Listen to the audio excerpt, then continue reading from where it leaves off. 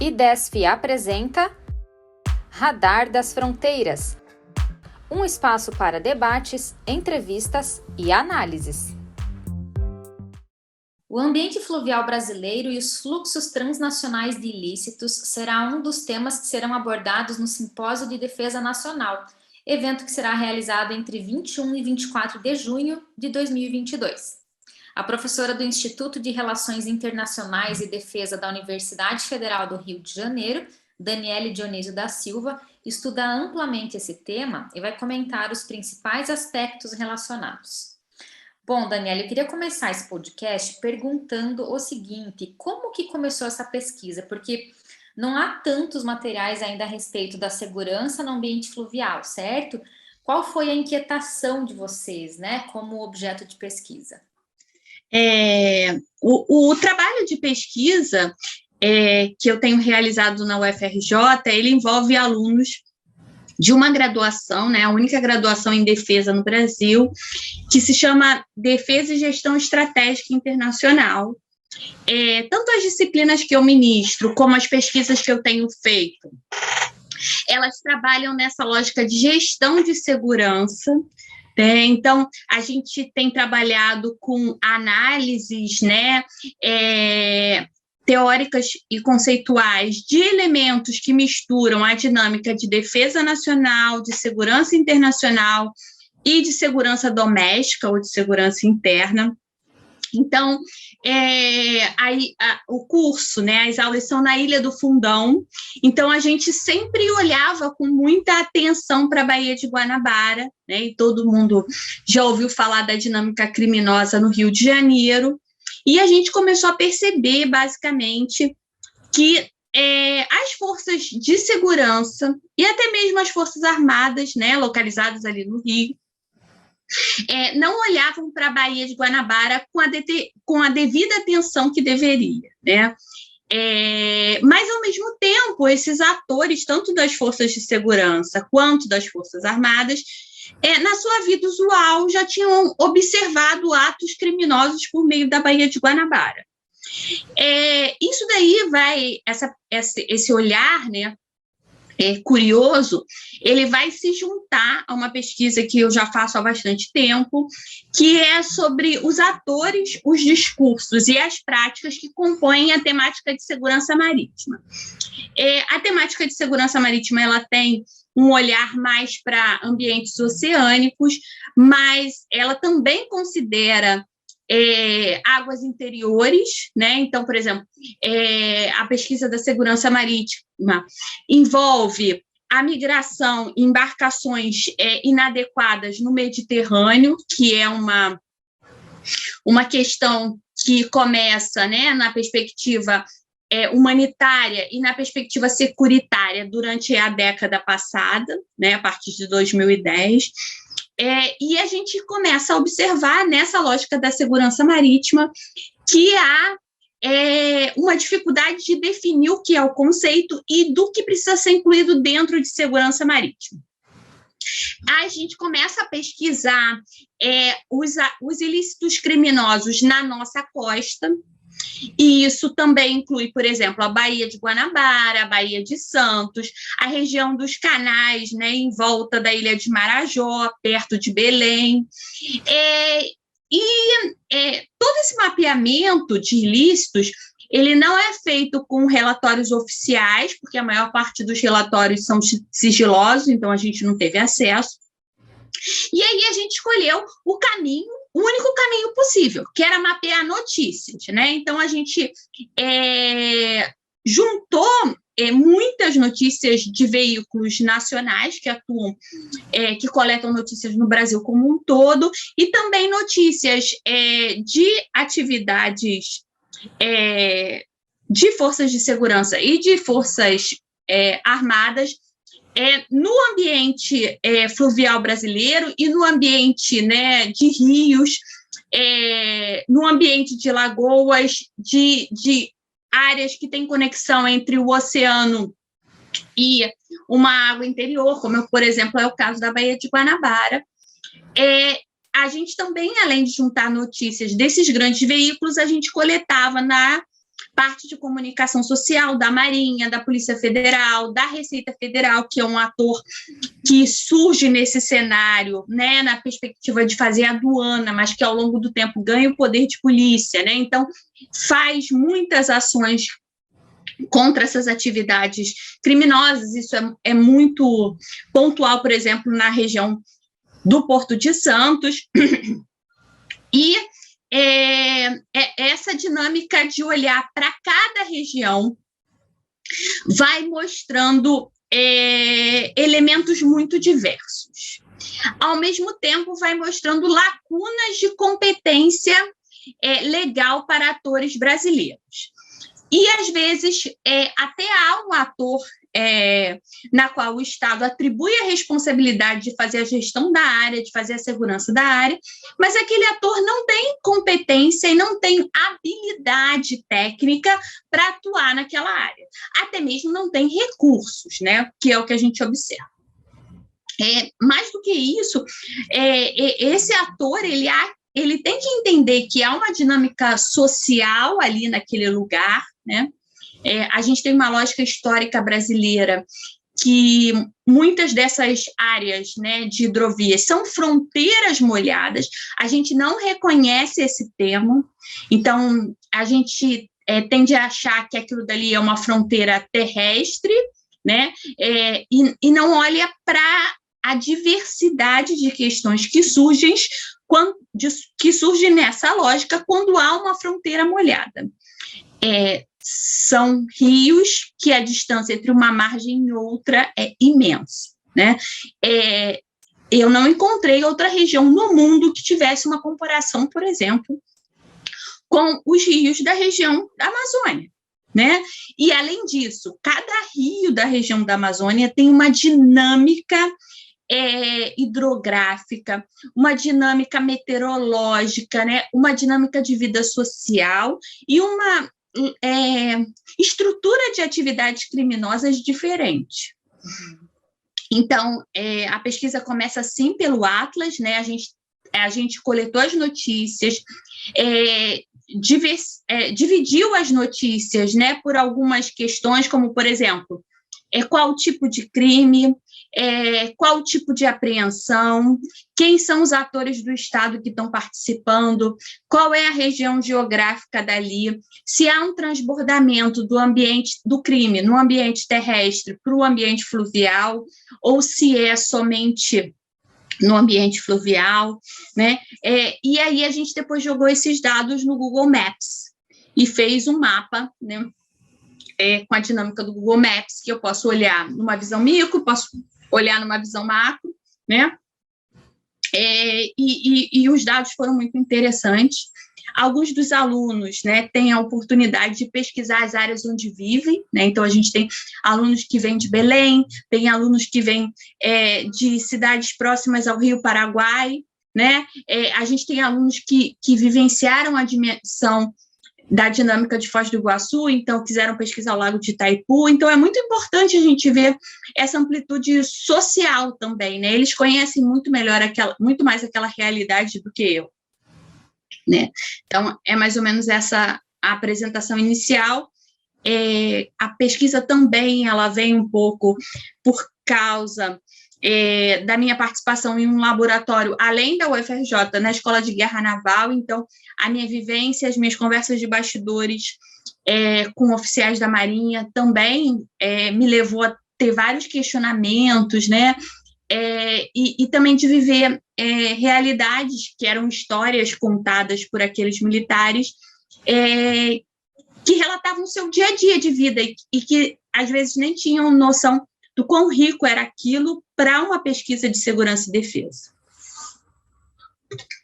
Perfeito, super interessante mesmo.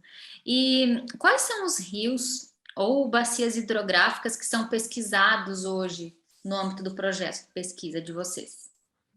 Inicialmente, a gente começa, então, com a região da Baía de Guanabara e do Porto do Rio, com a região da Baía de Santos e do Porto de Santos.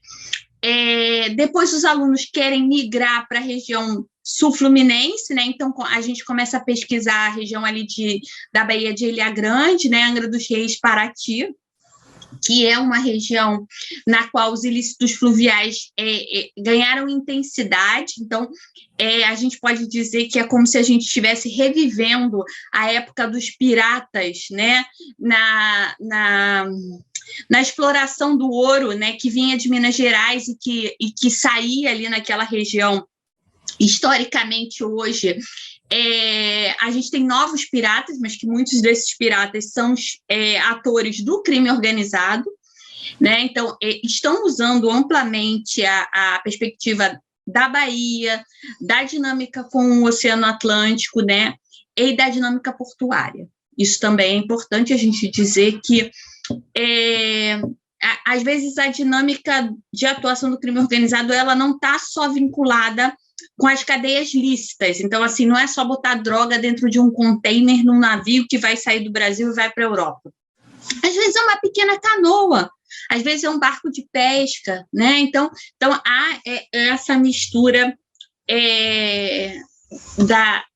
do crime organizado de grande quantidade e do crime organizado de pouquinho em pouquinho, né? Como acontece nas rodovias também, no fluxo do ambiente fluvial também. E quais são, né, as áreas que a gente está pesquisando?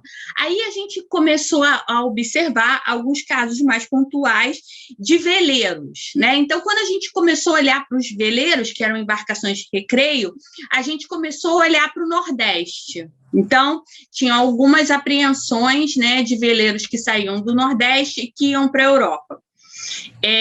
Daí, depois, a gente começou a observar um fenômeno que é muito recente, que são a questão dos mini-submarinos. E esses mini-submarinos vinham da região norte, né, passavam pela região norte brasileira e iam para a Europa. Mas ele não saía da região norte, né? Ele vinha lá do interior da fronteira do Brasil com o Peru e a Colômbia.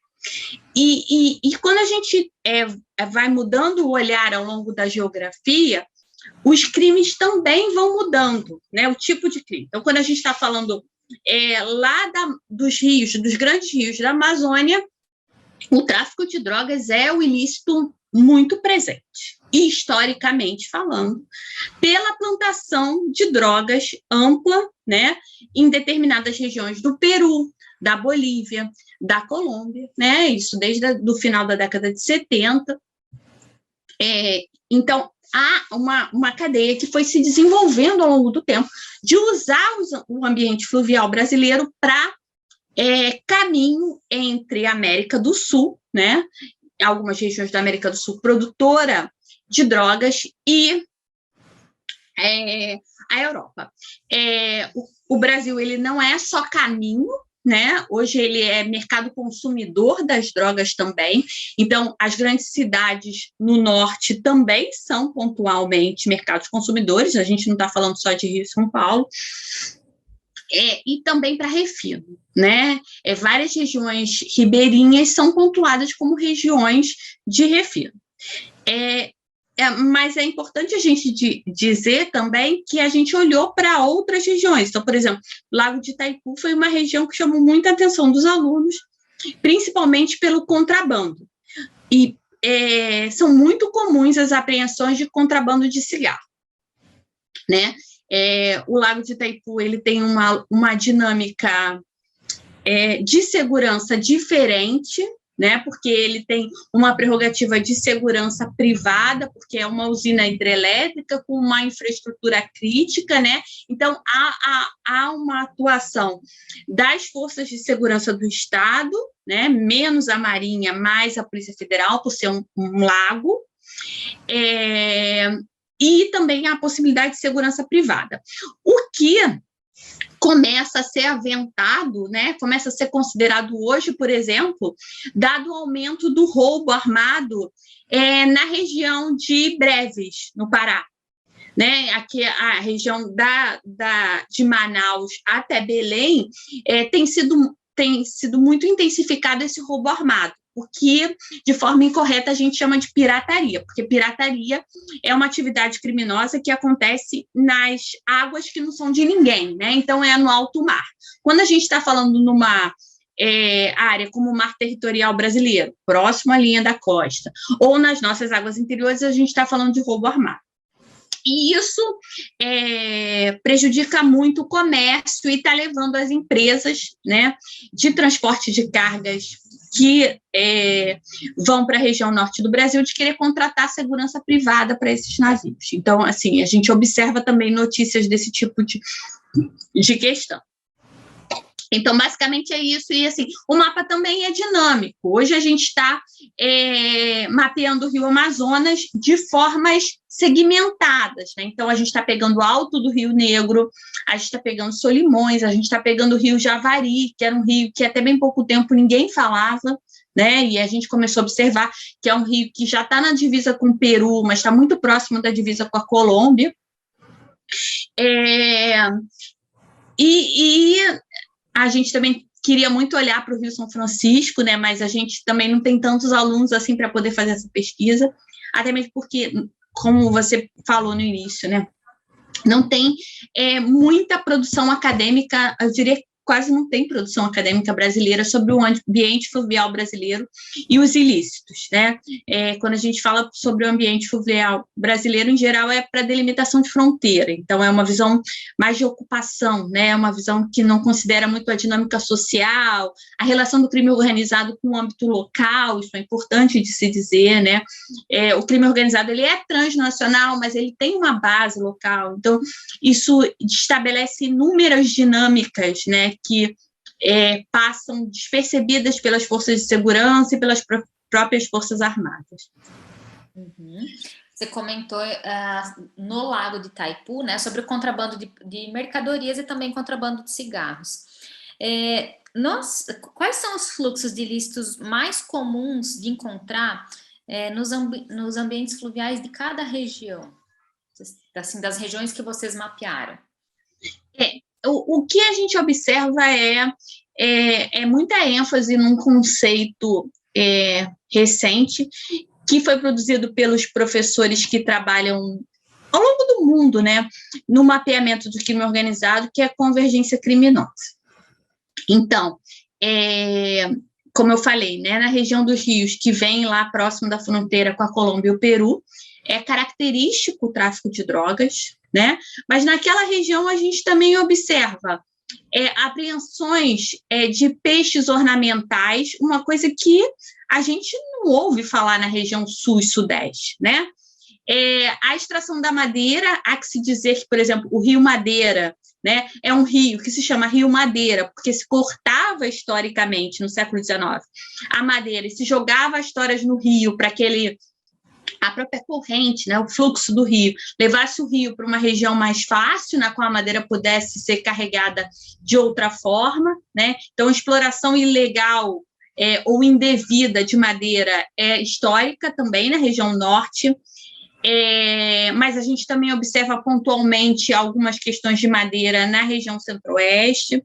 A questão do minério, né, exploração de minério ilegal, o ouro na beira do rio, isso também é uma questão histórica, sendo que hoje a gente está falando não mais de uma mineração artesanal, se é que se pode dizer que isso um dia aconteceu, né, mas é uma mineração quase industrial, um maquinário de alto poder que revira, né, o fundo dos rios, gera impactos ambientais que a gente nem consegue medir, né? Na região do Paraguai, tem todas aquelas questões que envolvem a falsificação de produtos, né? Então, por exemplo, o ator como a Receita Federal começa a atuar muito nessa lógica para poder cobrar os impostos devidos e impedir o trânsito de mercadorias que o Brasil legalmente não deixa, que é o caso, por exemplo, dos cigarros, né? Mas, ao mesmo tempo, dada toda a complexidade que a gente tem, né, na região norte, que envolve tráfico de drogas, que envolve tráfico de animais silvestres, que envolve pesca ilegal de peixes de rio, né, e não estou falando de pesca artesanal, estou falando de pesca industrial, né, que vai ser revendida em outros países. Muitos desses peixes nem passam as grandes capitais brasileiras, não passam por Manaus e Belém, né, já atravessam a fronteira molhada e saem pela região sul, do outro lado do Pacífico.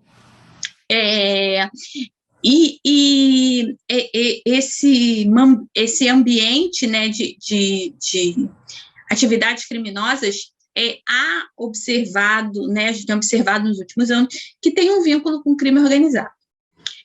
Nem sempre claro com a facção criminosa A ou B, né,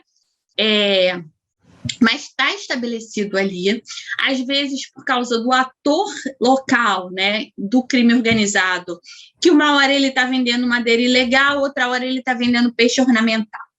E associado a isso, tem sempre uma outra dinâmica criminosa, que é a dinâmica criminosa do tráfico de armas. Essas atividades todas criminosas, elas precisam, né, ou elas vão requerer um poder de defesa desses atores criminosos, e aí a gente observa também um crescimento de apreensões de armamento pesado naquela região, que historicamente não existia, né? Então, aí até o tráfico de armas, ele passa a ganhar relevância, que era uma coisa que não historicamente, não existia nessas regiões. Ok. A última pergunta, então, para a gente fechar essa edição do podcast. Quais são os desafios do Estado para combater os ilícitos no ambiente fluvial? Eu acho que há uma complexidade em se analisar e se construir políticas para a região, né? Ao mesmo tempo, a gente precisa entender que é um ambiente fluvial que acho que a gente não tem nenhum outro país do mundo que seja comparável a essa diversidade do Brasil. A gente tem atores novos e atores antigos nessa lógica. Então, por exemplo, a Marinha tem uma expertise muito grande na região da linha da costa brasileira, e eu diria também, né, nos rios amazônicos, porque a Marinha faz, desde o fim da década de 40, missões de reconhecimento daquela área, associada a ações sociais, né, como levar dentista, levar médico, né, aplicação de vacina, mas, ao mesmo tempo, os meios da Marinha não são capazes de atingir essa capilaridade, né, por exemplo, dos rios amazônicos. Pela legislação brasileira, para além da lacuna, né, há algumas lacunas, eu vou falar disso na minha apresentação. O ator que, teoricamente, né, foi pensado e pela legislação atribuído essa função de polícia marítima, né, e talvez na lógica brasileira deveria se chamar de polícia fluvial, é a Polícia Federal. A Polícia Federal, ela não é, na sua essência, uma polícia que foi pensada tecnicamente para o ambiente fluvial. Há que se ressaltar, e eu falo isso na minha apresentação, que os rios, eles são iguais rodovias, mas eles têm todas as suas particularidades. Então, se a gente tem, de fato, uma polícia fluvial, ela precisa entender toda a dinâmica daquele rio. Por exemplo, há rios na qual, na metade do fluxo, você tem uma quantidade de corredeiras que você não consegue transpor aquilo. Então, se você tem uma polícia fluvial, ela tem que ir até determinada área usando embarcações, pega uma parte terrestre e depois volta a usar embarcações. Então, a Polícia Federal, ela já tem inúmeras outras atribuições, né, como uma força de segurança brasileira, e ela também tem essa da perspectiva de ser polícia marítima e de forma meio adicional de ser polícia fluvial. As forças de segurança dos estados também, né? Então, polícia militar e polícia civil também atuam naquela região. A gente vê, num caso recente no Rio Javari, a participação muito constante das polícias militares, porque elas entendem aquela realidade do estado, talvez até mais que a Polícia Federal. A gente tem outros atores que atuam nessa perspectiva mais da proteção dos navios, né, para evitar encalhar, para evitar naufrágio, para garantir que os tripulantes estão seguindo as regras de segurança, que é a ANTAC, né, que é a Agência Nacional de Transporte Aquaviário, mas que também não tem muito essa competência técnica desenvolvida e trabalhada, o olhar para o rio, né? Eu gosto de ressaltar isso. O olhar para o rio não é o mesmo olhar para a terra, o olhar para os rios amazônicos não é o mesmo olhar que deve ser feito para o Lago de Itaipu, né? Já, por exemplo, se a gente considerar o Rio São Francisco, tem uma dinâmica completamente diferente. Então, a maior parte desses estudos, né, são feitos por geógrafos e não por analistas de segurança e defesa, não por analistas de segurança pública ou doméstica, né? Então, a gente precisa, tanto na lógica das pesquisas acadêmicas, integrar estudos de temáticas diferentes, e nas políticas públicas também, né? Como que o Estado vai poder dar conta dessas atividades criminosas? Eu acho que pela perspectiva da segurança integrada. Então, o que é segurança integrada? É você ter uma base permanente de vigilância, de comando e controle, e que nessa base atuem de forma conjunta esses diversos atores de forças de segurança e de forças armadas, né? De forças de segurança federais e dos estados. Só assim, né, a gente pode ter, de fato, ações pontuais que vão tentar controlar esse fluxo. Conter totalmente e acabar com ele é muito difícil, né? Eu acho que o Brasil, apesar de ser um país grande, com um PIB considerável, não teria recursos para fazer isso, né? É uma área de uma dimensão muito maior do que a nossa área costeira, e que, mais do que isso, para a área costeira a gente até olha, né?